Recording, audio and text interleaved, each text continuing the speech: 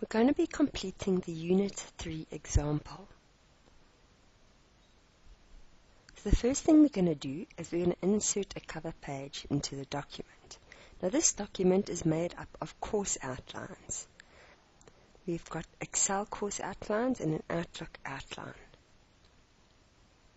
So the document is going to be called Course Outlines. So we go to the Insert tab, we go to the Cover Page icon in the Pages group, click on that, and then we scroll through the cover page options, and then you can select any cover page you see fit. I'm going to name it Course Outline Booklet. Okay. Now that we've inserted our cover page, we're going to start with our table of contents. Now with this table of contents, what we want in the table of contents, we're going to highlight, we're going to style it as a heading, so that when we insert the table of contents, all the headings will be inserted. So when we insert our table of contents, all our headings will be in the table of contents automatically. So the first thing we want to do is create a style of our own. So we want a heading to have the style that we want in the document. So I want to style my headings in Eris Light RTC size 18. I want them to be bold, and then I want a light grey fill.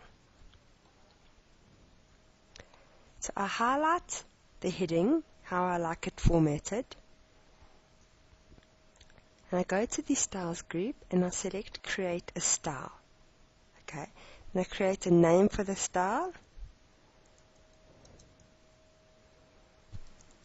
and then select modify. The style must be based on heading 1 for it to register as a heading.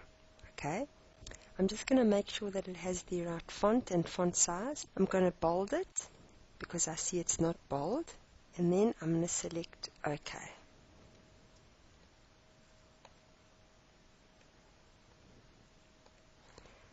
Now you're welcome to have created your table of contents the other way by going to references, to add text, and then making sure that the heading is at a level 1. But this way it changes the formatting how I want it, and it adds it to the table of contents automatically. So my first heading is complete. I'm going to go to the next course outline. I simply click on the style I created, and it becomes a heading.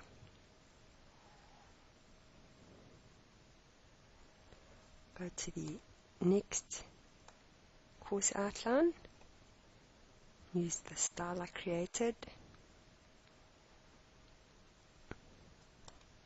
and lastly I style the last course outline heading. And now I'm going to go to the top of the document, and I'm going to insert a blank page so that I can put my table of contents on that blank page. I then go to References, Table of Contents, select the table of contents that I require, and you'll see now all the headings that I added are now automatically inserted in the table of contents.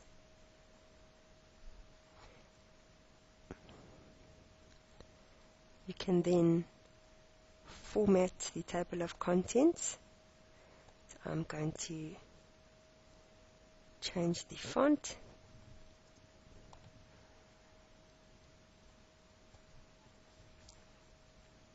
Now your Unit 3 example is complete.